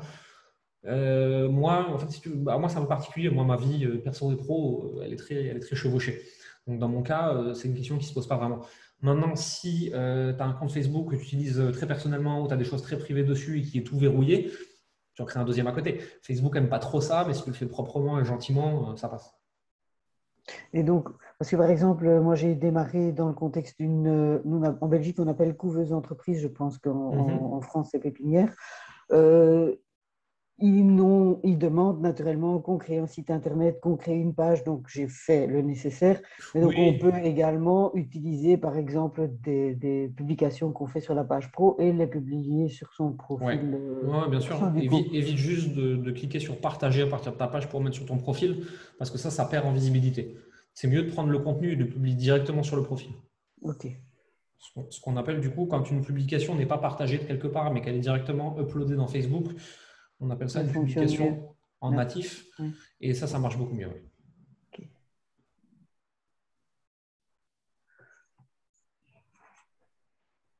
Et oui, tu mets limite d'amis 5000, bon, je ne suis pas loin, Sur un très compte, on est loin. limité à 5000. Ouais. Il faut déjà y aller pour en avoir Oui, 5 oui, projets. c'est déjà pas mal. Ouais. C'est parce que j'avais la question dans le chat. Et quoi, donc, du coup, tu fais du nettoyage, entre guillemets, de temps en temps? Ouais, C'est une bête ouais, question, mais moi tous les 3 à 6 mois, je nettoie. ok. C'est un peu chiant à faire, mais ça permet de sortir les contacts à qui on ne parle pas, en fait, et qui n'ont pas d'intérêt à être là. Ouais, qui n'interagissent pas et des choses pareilles. Mhm. Ok, Exactement. merci. Je t'en prie. Nicole. Bonjour. Alors, la question que je vais poser, je suis en train, en même temps que d'y penser, je me dis que c'est surtout à Mehmet qu'il faudrait peut-être que je la pose, mais Mhm. je poserai. Je te dirai. Euh, comment? Je te dirai, si le cas Voilà. échéant, si moi j'ai pas la réponse et que c'est à lui qu'il faut la poser, je te le dirai. De toute façon, vous Oui, l'avez en tête, voilà, je crois, vendredi bientôt. prochain. Et puis, Ouais. dans le groupe challenge, je peux lui demander. Ouais. J'ai l'impression d'être en dissonance, en fait, en ce moment. Et je pense que c'est ça, peut-être, qui fait qu'il y a des choses qui bloquent. Parce que, en fait, je ne suis pas en création d'entreprise, moi. Mon Mhm. entreprise, elle existe depuis 9 ans. Et depuis 9 ans, je bosse en one-one à Ouais. l'heure. Hein, tu sais, et à 70 € de l'heure actuellement. Mhm. Et donc, je suis dans ce projet d'aller plus vers A, vers B, ça coûte tant, Mhm. et avec des prix qui vont plus du tout correspondre avec ce que je fais jusqu'à présent. Mais le Mhm. problème, c'est que ce jusqu'à présent, il continue encore parce que forcément, j'ai des gens qui sont en cours de cure de Ouais. psychothérapie en ce moment. Ouais, bien Et sûr. donc, c'est compliqué quoi, d'arriver à la fois de me dire, je vois des gens à 70 de l'heure, et en même temps, je vais prendre des gens qui, si je les ramène à l'heure, c'est plus du tout le même prix. Ah non, Et c'est dans ma tête, ça fait des nœuds, tu vois. faut, faut arriver à se dire, j'ai commencé des choses avec certains, je vais juste les finir en fait, simplement parce que je me suis engagé, je leur dois ça. Ce qui ne m'empêche pas de décider qu'à partir de maintenant, tout ce qui vient ensuite est d'une nouvelle façon. Alors, Moi, j'ai encore des clients one-one qui payent beaucoup moins que ce que je facture aujourd'hui. d'accord. C'est pas grave, je continue à travailler avec eux, j'étais content de les signer au prix de l'époque, à l'époque. Je vais délivrer ce que j'ai dit que j'allais délivrer. Ça ne veut pas dire que je ne vais pas faire tous les prochains au nouveau prix. Et moi, je te parle d'un truc, c'est x5, hein, la différence. Sur mes tarifs habituels, c'est déjà pas mal. Mais enfin, c'est OK, tu vois. Il y a des gens qui ont payé pour avoir un truc, je vais leur délivrer, quoi. D'accord. Bon, alors, tu sais que je suis allée par petits pas, parce qu'on parlait des petits Mhm. pas. Finalement, c'est ce que j'ai fait en commençant à dire maintenant au téléphone, c'est déjà 4 séances, et 4 séances, ça fait tant. Mais n'empêche que ça reste quand même une idée du prix à la séance, de toute façon. Mhm. Et donc, il faut que j'arrive à m'extraire de ça, parce que mon offre, si elle passe, elle passera, ça c'est autre chose. Mais je sais que je ne peux pas. Les gens continuent de m'appeler par le bouche à oreille, etc., pour avoir du Donne-toi travail direct en one-one, tu vois. donne-toi une limite. Dis-toi, je ne. Alors, déjà, pour les gens à la séance, je ne fais plus que des packs d'un mois, ce qui fait tant de séances, ce qui fait tel prix. Et dis-toi, par exemple, je ne sais pas, moi, j'en prends plus que 3 par mois Mhm. de cela, par exemple, tu vois. Donc, quand tu as un quatrième qui t'appelle, tu dis, écoutez, en place à la séance, j'ai plus de disponibilité actuellement. Vous avez deux possibilités. Soit je vous parle des autres accompagnements que j'ai, qui sont des accompagnements longue durée. Soit vous me laissez vos coordonnées, je vous rappelle dès qu'une place est disponible. D'accord. Par exemple, tu vois. Mhm. D'accord. Une sorte de liste d'attente. Ouais. Mhm. Puis comme ça, en plus, tu peux piocher quand tu as envie, quoi. Ouais, ok. Ok, d'accord. Ok, très bien. Merci. Je t'en prie. Pascal, yes. Oui, salut. J'avais une question, moi, sur les. Je comptais monter mon groupe Facebook, mais qu'est-ce que tu en penses? Est-ce que c'est une perte de temps à ce niveau-là? Vous me créez du contenu sur ta page, sur ton profil, pardon. Alors, la question principale qui est liée à ça, c'est comment est-ce que tu amènes de nouvelles personnes dans ce groupe Facebook et pourquoi elles doivent venir? Hmm. Moi, mon expérience, et attention, ce n'est pas la bonne expérience, c'est mon expérience personnelle, me dit que, et ma croyance me dit que si tu ne fais pas de pub pour driver du trafic massivement vers ton groupe, tu vas te retrouver avec un groupe de 150 personnes Mm. maximum. Mm. Je ne vois pas tellement l'intérêt. Ouais, puis c'est du travail en plus. Le groupe, si tu l'animes pas. C'est énormément de boulot. Moi, je passe des heures par semaine dessus. Moi, j'ai Arnaud qui est quasiment à plein temps sur le groupe, plus l'intervention de Jaco, plus l'intervention ponctuelle de Mehmet, plus le groupe qui est dynamique, s'il y a beaucoup de gens qui interagissent, etc. C'est du taf. Ah ouais. Beaucoup Non, de mais taf. on comptait partir là-dessus, mais après avoir vu les différentes sessions, je me rends compte que c'est une perte de chose. Quand j'ai démarré le challenge, moi, au tout début, le challenge de 7 jours, et que j'ai créé ce groupe, j'y passais 3 à 5 heures par jour. Juste sur le groupe. Ce qui, à cette époque-là, n'amenait aucun client. Ouais. Un groupe, c'est une communauté sur le long terme, ça prend énormément de temps. Ouais, ou alors Ça peut être cool, hein, mais ça prend énormément de temps. dans un deuxième temps, peut-être, plus tard. Moi, j'aurais tendance à ne pas faire de groupe au début. Ok. Moi, ce n'est pas forcément ce que je recommande. D'autant que moi, pour tester actuellement, t'as pas forcément, on a l'impression qu'on a un groupe et donc tout le monde va avoir nos publications, que ça va être trop bien et tout. J'ai pas plus de portée sur le groupe que j'ai de portée sur mon profil perso. Voire des fois moins. Moi, j'ai un groupe quand même de plus de 700 personnes. Des fois, je fais des posts, je vois 55 personnes touchées. Ah merde, c'est chiant ça. Ok, non, ça confirme ce que je pensais.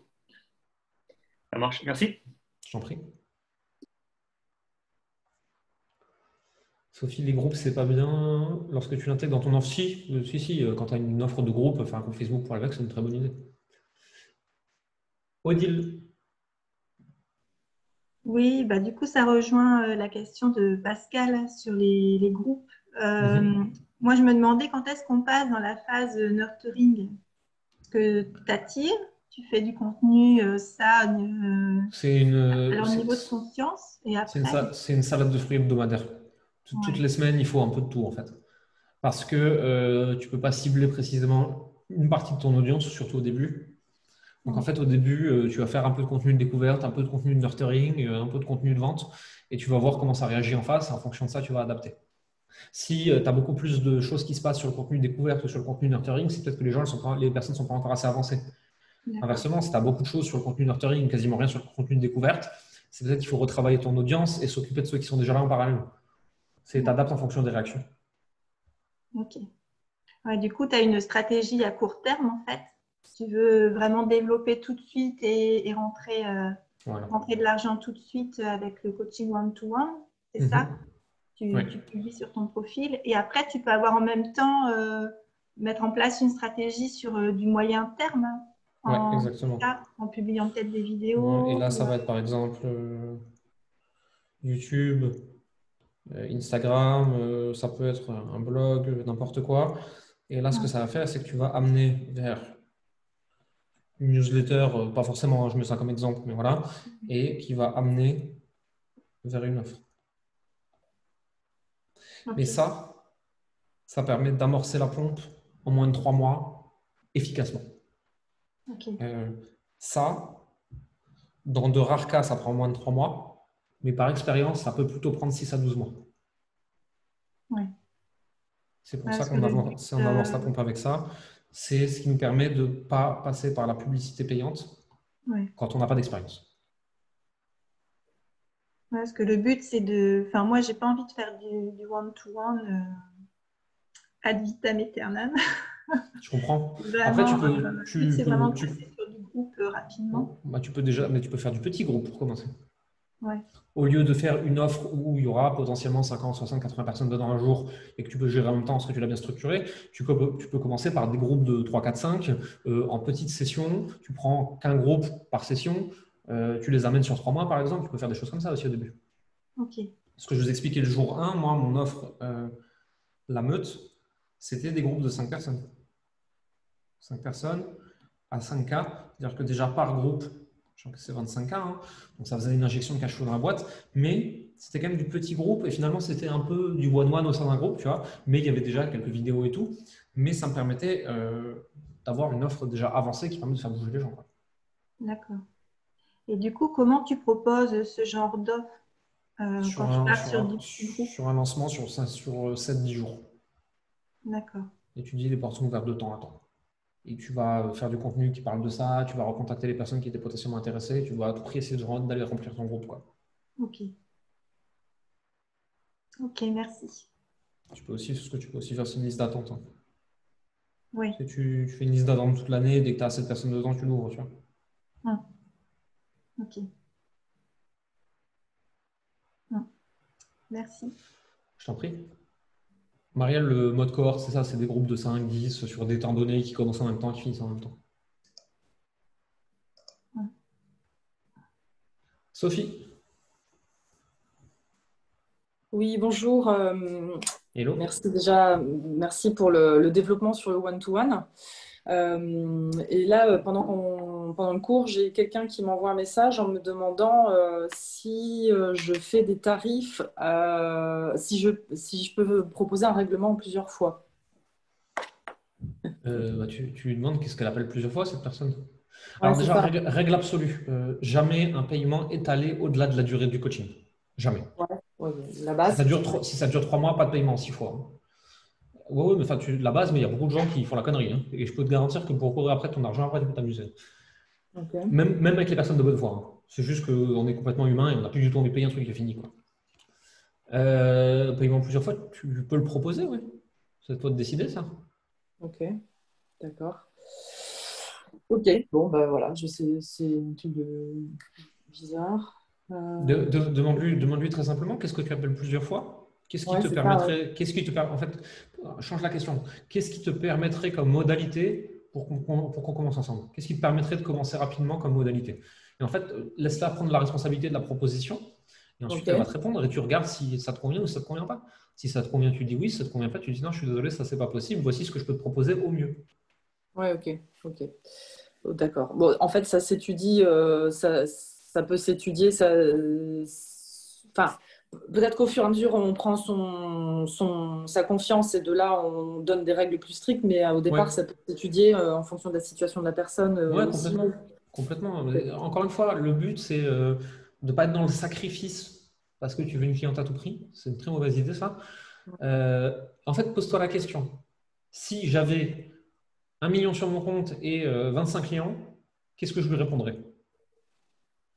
Et là, tu vois déjà si tu es en demande, tu as peur de perdre la cliente et donc tu es prêt à tout faire pour la garder, ou si tu es prêt à faire un pas vers elle par passion, par envie d'aider, parce que c'est quelqu'un que tu as envie d'accompagner, parce que ça te fait plaisir de le faire.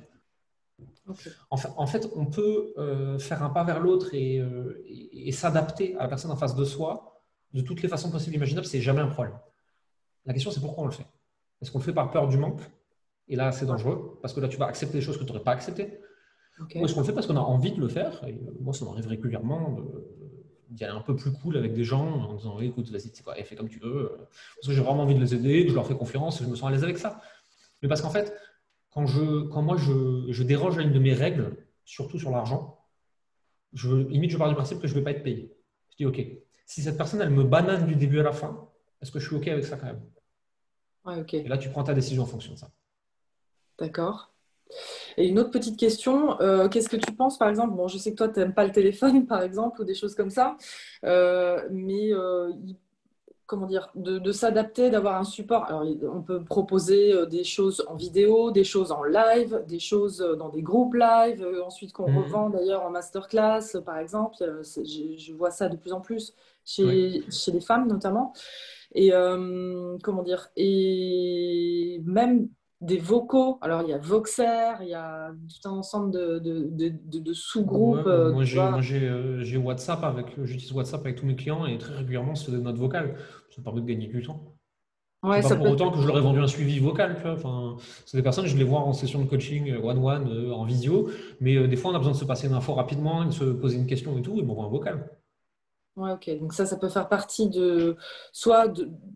on peut le présenter comme un plus de l'accompagnement, par exemple, laisse-moi un message vocal, moi je te répondrai à des moments. Ouais. Fais attention parce que tu vas te réveiller un matin, tu auras 14 notes vocales d'1 minute 30, tu vas faire la gueule. Ouais, c'est ça. Ouais. Ça, c'est vraiment pas de couilles quand ça arrive. Ouais, j'aime pas ça d'ailleurs, les vocaux pour ça. Moi, de toute façon, si la personne ne m'a pas dit de quoi il s'agit, je ne les écoute pas. Ah ouais? Ok, ouais, d'accord. Non, moi, je sais pas ce qu'il y a dedans, je n'ai pas 14 minutes à perdre. Je demande à la personne de me préciser le sujet et le niveau d'urgence. Ouais, ok. Donc, il faut vraiment Toujours là, quand je là, reçois un vocal, moi. faut Et vraiment alors, les vocaux d'inconnus, je ne les écoute pas. Jamais. tout simplement. Ok, d'accord. Un vocal d'inconnu, je ne l'écoute pas. Je regardais il n'y a pas longtemps le marketeur Frank Kern. Il y a quelqu'un qui lui a envoyé une vidéo, etc. Il s'est foutu de sa gueule. Il a répondu à moins que tu sois tout nu avec des habits en cuir, ça ne m'intéresse pas.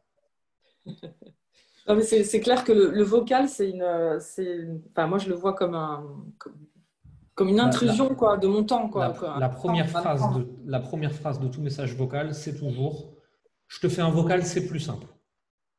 Pour qui? Oui, Pas pour moi. Le problème du vocal, c'est que la personne, elle va penser à haute voix pendant 14 minutes. Et donc, en fait, un truc qui aurait tenu en 2 phrases, tu vas avoir 13 minutes de ces réflexions, de ces pérégrinations intellectuelles. Moi, je n'ai pas besoin de les entendre. Donc, tout à fait d'accord. mes clients, oui, parce que j'ai besoin de connaître leur cheminement qui les a amenés à une question.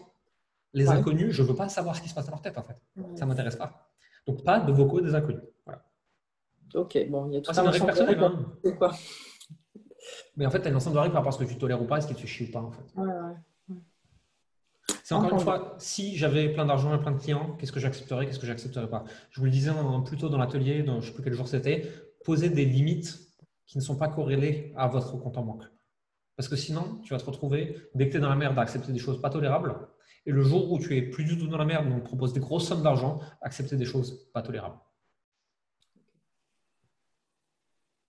Ok, donc vraiment être au clair dans ce qu'on veut, dans ce qu'on peut faire. Poser des limites, ouais. Et avoir confiance dans la magie du process aussi, quoi. Ouais. Ok. On le sous-estime souvent. Merci. Je t'en prie. Maxime, ça peut être utile pour mieux connaître sa cible. Par expérience, quelqu'un qui me fait 15 minutes de vocal, c'est pas ma cible. Je n'ai pas envie de clients comme ça. Alors typiquement 15 minutes de vocal ou des personnes qui insistent pour t'avoir au téléphone pendant 1h30 avant de prendre n'importe quelle décision, c'est des extravertis. Les extravertis en coaching avec moi, ils sont très malheureux. Parce qu'ils ont besoin de beaucoup parler, de tout extérioriser, de tout expliquer. Et ils ont besoin de te raconter 3 heures sur ce qui s'est passé quand ils avaient 8 ans avec leur chien pour finalement te demander si le post Facebook, ils doivent le mettre à 18h ou à 6h du matin. Moi, je fais une crise d'angoisse avec ces gens. Donc, en fait, ces gens-là, je coupe court à l'interaction dès le début, avant même qu'ils deviennent clients, parce qu'on va être tous les deux très malheureux en coaching. Et je n'ai pas envie de clients comme ça. Hélène, dernière question. Bonjour, je voulais savoir à partir de quel moment c'est du contenu de nurturing et à partir de quel moment tu le mets dans l'offre et que ça fait partie d'un package entre du one-one et du contenu visuel, audio. Quoi. Chacun a un peu son cadre en limite, chacun choisit. Il y a plusieurs écoles. Il y a une école qui dit le quoi faire, c'est gratuit et comment le faire, c'est payant. Ça, c'est l'école des formations en ligne, typiquement. Dans mes emails et mes vidéos, je te dis quoi faire, mais je ne te dis pas comment le faire. Ensuite, moi, j'ai un autre propos, et je te dirai dans 3 mois si j'ai eu raison ou pas, c'est de dire l'information, je te la donne. C'est typiquement ce qu'on fait dans cet atelier. Je vous donne toute l'information. Et ensuite, derrière, la personnalisation et le suivi et des cas particuliers, c'est ce que je te vends.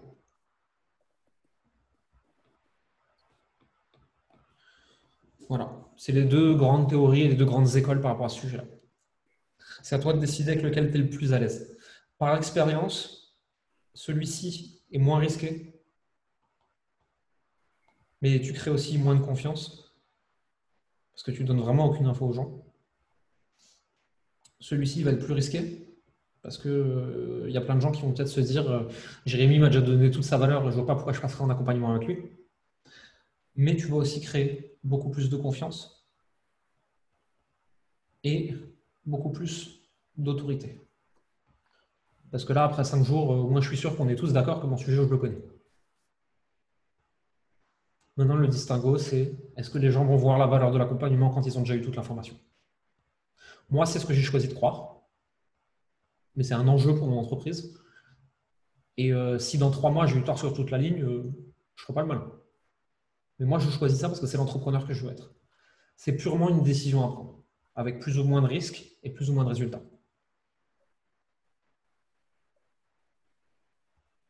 Oui, et si on est sur un public qui a un problème de relation aux autres et de confiance en soi, donner de l'information, c'est rassurant et donc Ouais, c'est engageant pour la personne. Je pense que dans tous les domaines où l'information n'est pas si critique que ça, parce qu'au final, moi, tout ce que je vous apprends, c'est cool de l'apprendre avec moi, vous avez mon expérience, mon avis, mes tests, etc. Mais finalement, si vous avalez 150 livres de marketing comme moi j'ai pu le faire par le passé, vous avez les mêmes infos. Elle n'est pas top secrète, l'info. C'est pour ça que je la partage d'ailleurs. Si on est dans un sujet, et il y en a très peu, où l'info est vraiment critique, et que si tu donnes l'info, c'est réglé, je ne donne pas l'info. Mais pour tous les cas où c'est le suivi, l'implémentation, la personnalisation, les cas particuliers, dans ton cas précis, à toi, il y a une variante qui est importante, etc. Comme c'est le cas de l'accompagnement marketing que moi je fais, moi je choisis de donner l'information. Et de créer de la confiance et du lien surtout.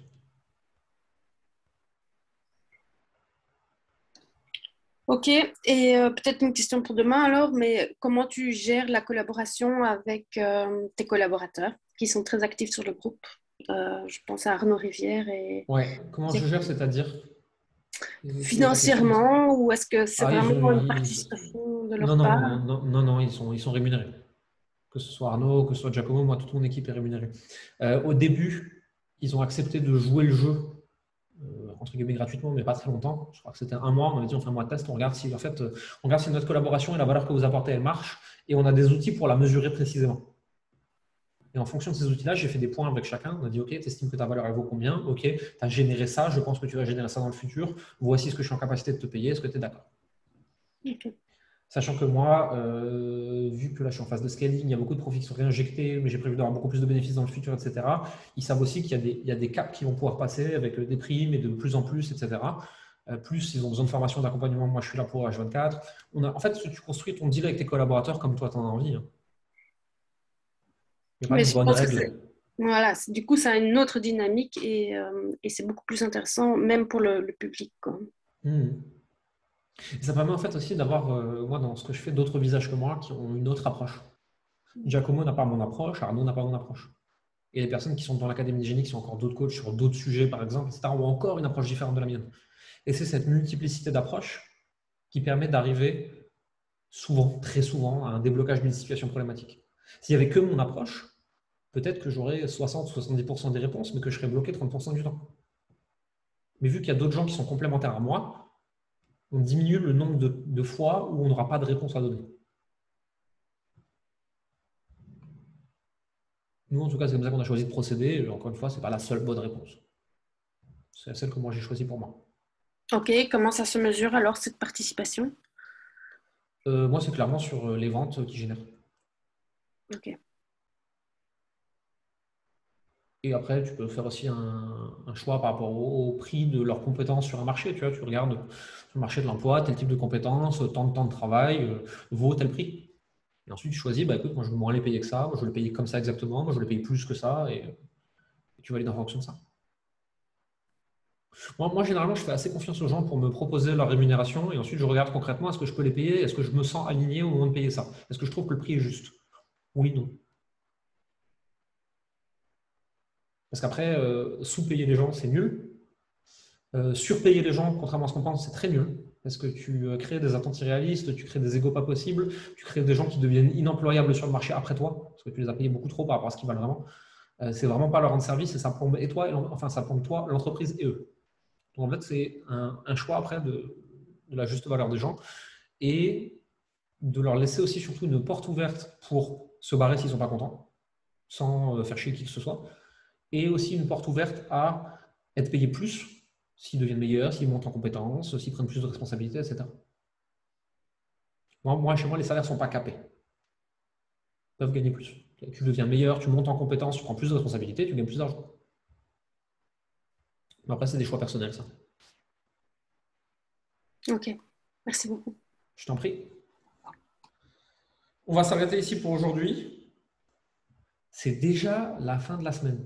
Alors, on va encore se parler dans le groupe. Et je pense, à moins que je m'effondre de fatigue d'ici là, mais a priori, ça va, je tiens encore debout.